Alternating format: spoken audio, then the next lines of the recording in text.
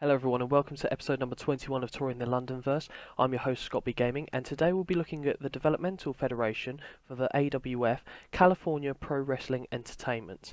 Now California Pro Wrestling Entertainment, as you'd imagine, are based out in California. Now unfortunately, because they are in fact a developmental fed, I won't be able to book a show as them. However, I can show you the roster and give you a bit more extra information about how the entire company came to be. Now, first of all, you may notice a couple of new things here. For example, my new headset or Christmas gift from the wonderful girlfriend, Astro Gaming headset. So hopefully the audio will be nice and crisp for you and you can enjoy that. Which will also minimise the horrible loud clicks that will be present on my new wonderful laptop, which I treated myself to after Christmas. The old model was a little bit outdated and I wanted something that would be able to keep up with everything. And finally, the new piece of equipment, which I haven't yet set up, is the game capture I have, which will allow me to do PS4 games, and hopefully you'll see some videos of that kind of stuff going forward. But for now, we're obviously sticking with TEW 2013 and the Londonverse. So let's get right into this. As you can see, even though it's irrelevant for this, I have chosen James' avatar. Okay, so what we want to do is we want to not do that.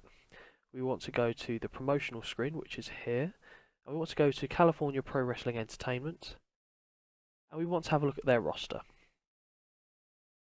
Now, California Pro Wrestling Entertainment was an idea that I had a while back, and I actually ran a competition on the GreyDog Software forums for other members of the forums to submit a character. It was one per person.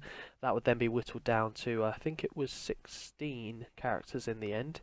And then for each week going forward, there was going to be an elimination of sorts, and that was based on promo work and general ability. And unfortunately, after about 4 or 5 weeks, I think the competition ground to a bit of a halt, and that was for a combination of reasons. Unfortunately, it was taking me a while to get a lot of the promos together. I was having to chase certain people, not to name names. I mean, it's no fault of their own. Everyone's busy. That's fine. And at the time, I didn't really have enough scope to be able to focus on it, so it kind of stopped. However, all the characters that were in that competition have been entered into the company in the database. So the only thing that won't be familiar with whoever submitted characters for the competition are the announcer, booker, road agent. They've been my creations that I've put into the data. And we'll also see from one of the early favourites of the competition, that person has been given the promotional title, which was going to be the award given at the end of the competition. However, I based it on what we saw up to that point of when it kind of finished, and that's the person I gave the championship gold to. So we'll start with Aaron Lawless, almost flawless in fact. Now, almost flawless Aaron Lawless is a guy that's striving to be a lot like Mr. Flawless from the AWF, someone who's a technical master at what they do. He's 23 years of age, his ability's not too bad actually, and this is someone that I'd consider to be a project of the company. He's a lower mid-carder as it currently stands, so there's room for him to develop and improve his game to get to a level where the AWF will be able to call him up. Now, obviously, that's not going to be able to be done because it is a developmental fed, but as the AWF, this is someone that I'll be definitely keeping an eye on. As is the next gentleman, Beloved Menace, or Russell Glover, as is actually known. Now, this guy is very much an entertainer. He's an upper mid-carder. As far as in-ring wise, he's not particularly great, but he does rely on his microphone ability, as we can see there. Microphone B minus, charisma B. So he has the ability to go quite far in an entertainment-based fed like the AWF. Whether his in-ring stats will improve to allow him to be seen as a good overall talent, that remains to be seen. But a pretty good character to have around, got the rapper gimmick. I like him. Now this gentleman I'm not particularly enthused about, Brett Reigns. Not that he's bad in the ring, as you can see, his technical ability isn't too bad at all and his brawling's not far behind it either. But he just lacks a certain something. And again, that could change over time. I mean, he's an upper mid-carder in CPWE, so he's already been given a position of, I don't know, a stage where he can showcase what he can do, and, you know, he'd probably be one of the front runners to get called up to the AWF.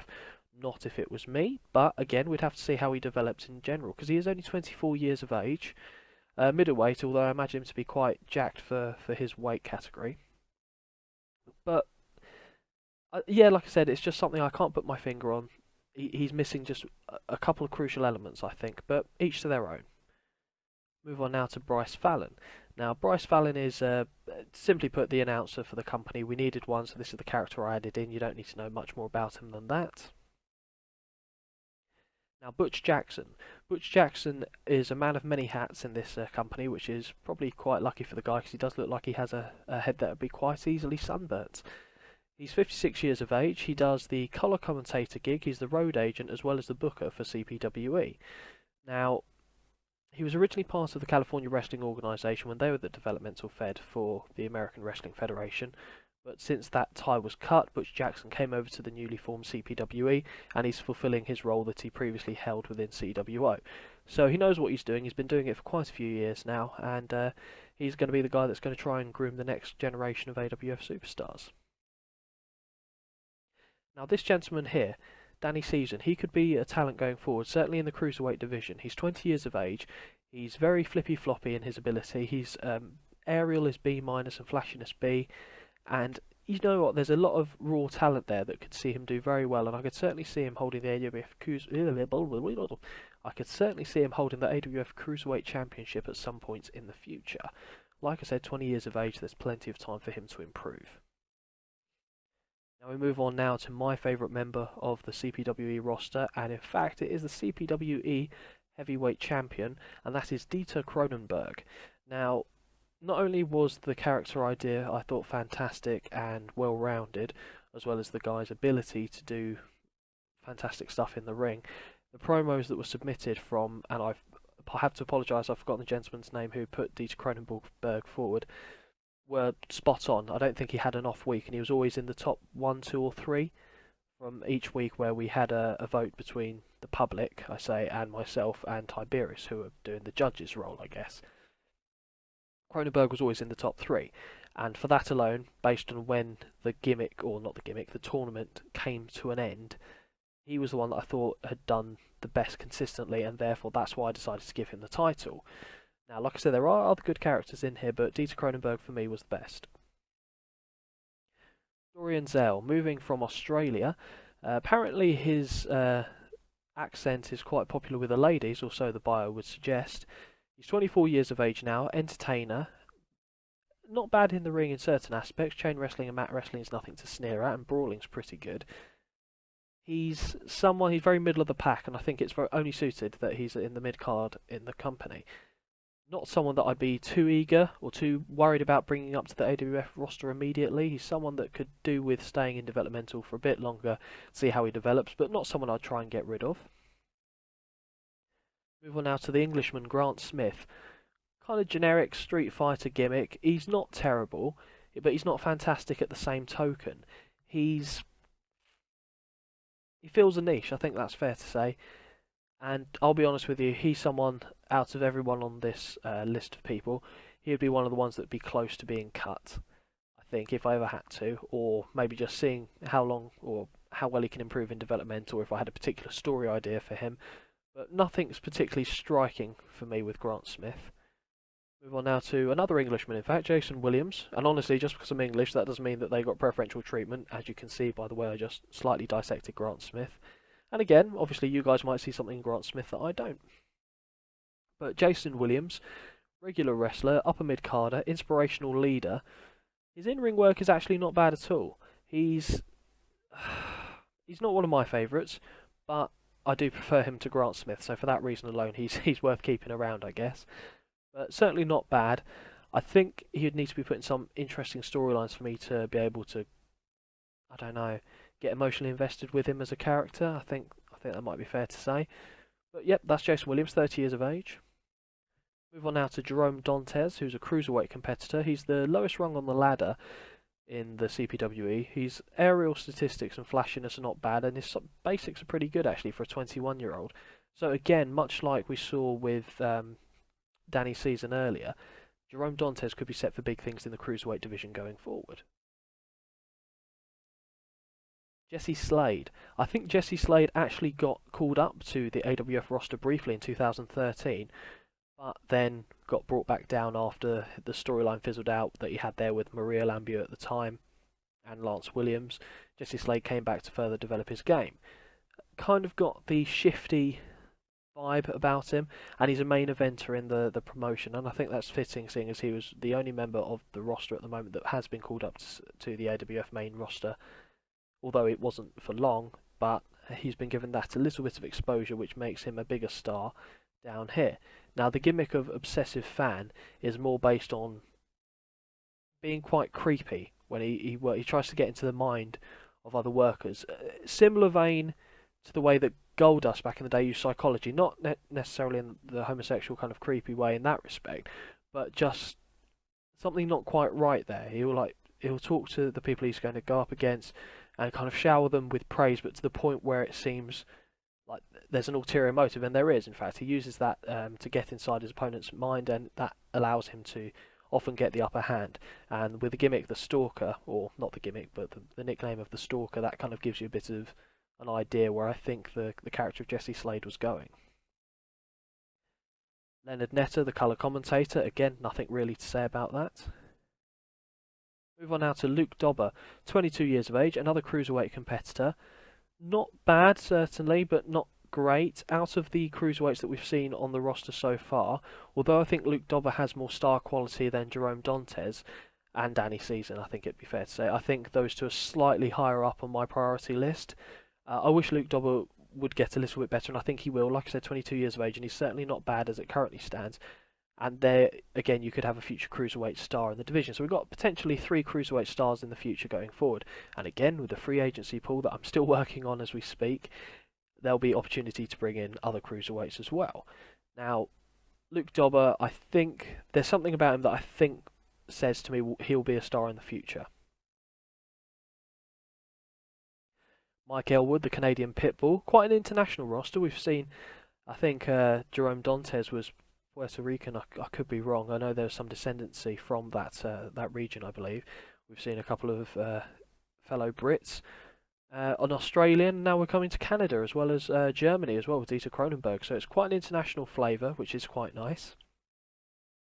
Main eventer, Badass Hill. This is one of the first guys that I would call up to AWF. Not because he's necessarily that charismatic, because in fact he's very much not, but in-ring wise he can put a show on, and he's 26 years of age. Someone that I would be grooming when I got them to the AWF roster for maybe a television title round about that area within a year maybe. That's what I would be looking for anyway, and then that would allow you to elevate some of the competitors that are on that level in the AWF, such as your Lance Williams, to elevate and go to the main event scene.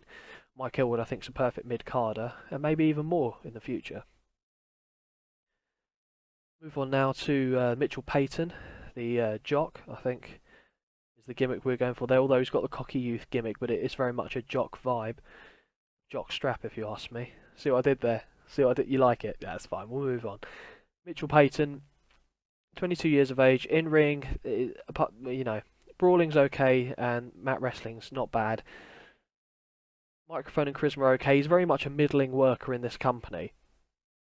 So he could go either way for that reason and that reason alone. There's potential and raw ability there, but whether he develops or not will be dependent on how he's booked, and obviously the destiny role that he gets given in the game. I don't control that. I mean, I could control that, but I'm not going to. Now, referee Ross Jimbo. Don't need to worry about that. Now, Savage Youth. I think he's another guy that could be a cruiserweight star in the company going forward. He's got quite an interesting character as well. Real name Clint Clinton. Bit of an ADD vibe. He's a gimmick of a weirdo, and his in-ring ability as far as being a cruiserweight is acceptable. Microphone's not bad either. 27 years of age. Again, he'd be someone that I'd call up probably relatively soon to compete in the cruiserweight division with the likes of, I imagine him and Corey Dex having quite a baffling feud or love-hate relationship and forming incredible tag team work. I think that'd be something that'd be interesting to see. So when the date is released, if anyone wants to do a diary of that theme, feel free to do it. I think that'd be pretty good. Move on now to Sean Spearhead, my least favourite character, I think, that was submitted. Sean Spearhead. Prefer Grant Smith to him. In ring, nothing great. I'd almost be convinced, to be honest with you. And don't take this the wrong way for whoever submitted this character. I don't mean it as a personal insult. I think it's just not screaming out to me. He might be able to get some decent work on a small independent federation, but not for the AWF, not for my money, which is a bit unfortunate, but there you go. Now I do like this character, Japanese junior by the name of Zeke Garrett. I think he's got great start quality, nicknamed the Perfect Storm. He's in ring is pretty good. I mean, if you're looking at the flashiness and aerial, it's not bad at all for a 23-year-old. He's also lacking slightly in the microphone and charisma department, but just because of the look and I do like the gimmick, I'd want him to do well. And again, potentially you have another cruiserweight, which makes 5 cruiserweights that could look like there'd be stars in the AWF going forward. So that brings us to the end of the CPWE roster. Like I said, it's a very small promotion, but again, it is a developmental fed for the AWF. Like I said, one thing that you guys might be enjoying at the moment is that you can't hear me clicking buttons on the laptop because I'm using a headset. Right. I don't think there's one tag team set up here. The New Wave of Awesome, which is Savage Youth and Zeke Garrett. Not a bad tag team, actually, that. We'll have a quick look at the titles. Well, only one title, and that's the CPWE Heavyweight Championship. So that is held by Dieter Kronenberg, as I've already said. I think that is really everything that we wanted to show you on here. Because, like I said, I can't book a show with this company. And it won't even let me, obviously, look at who are the backstage stuff as a result of that. Which is a shame, really. But, I gave as much as I could from CPWE. I wanted you to have a look at the workers that have been put in through the competition. I also wanted the people that enter the competition to be able to see that their workers are in fact in the game. So what I'm going to do from here, I will possibly leave it open to the comments about which companies you want to see next. Bearing in mind this is the 21st company, I believe, that's been covered. Oh no, it would be the 20th. Because the AWF took up 2 episodes with the roster review and the show. So we're down to about 10 or 11 companies left on this list that you can see before you that need to be covered. So we're looking at the likes of, let's have a look here. We've done All Action Association, I believe. AWF we've done. We just did CPWE now. California Wrestling Organisation done. Canadian Championship Wrestling done. CPW done. CWE has not been done. Deadly Overload Action I don't think has been done. Desire Pro Wrestling, I want to say, has been done. In fact, I think it has. Down Under Wrestling Society has been completed. Dynamite USA has not. Empire State Wrestling was the last episode, that's been covered. Extremo Moderno Lucha Libre has not been covered, I want to say. Gold Star Wrestling has not been covered. Honor League Grappling has not been covered. Japanese Wrestling Association has not been covered. Joshi has. Leandes de Lucha Libre de Liga has been covered. Luchasaurus X has been covered. Mundial de Lucha has not been covered. I don't think the NWA has been covered, actually. Oriental Fight Club has. Pro Wrestling Dynamite hasn't. Oh no, has it? No, I don't think it has. Pure Heart Wrestling has. Ring of Fire has. Scottish Wrestling Champions has. Showtime Wrestling has. Southern Justice Wrestling has. Sydney Pro Wrestling hasn't. Tropical Grapple Kingdom hasn't. United Kingdom Wrestling Frontier has. Women's Championship Wrestling has. Has it? I don't know. I'll have a look at that later. And Extreme Combat Wrestling has. So they're the promotions that we've got. I've told you roughly which ones need to be covered still. And then we'll move into other series going forward. So if you have enjoyed this video, it's not as long as some of the others, please do hit that like button and subscribe. Obviously we want to get close to that 50 subscribers mark and then take it on from 100 and there and keep going. Thank you very much for watching. Until I see you next time, guys, take care and I'll see you around.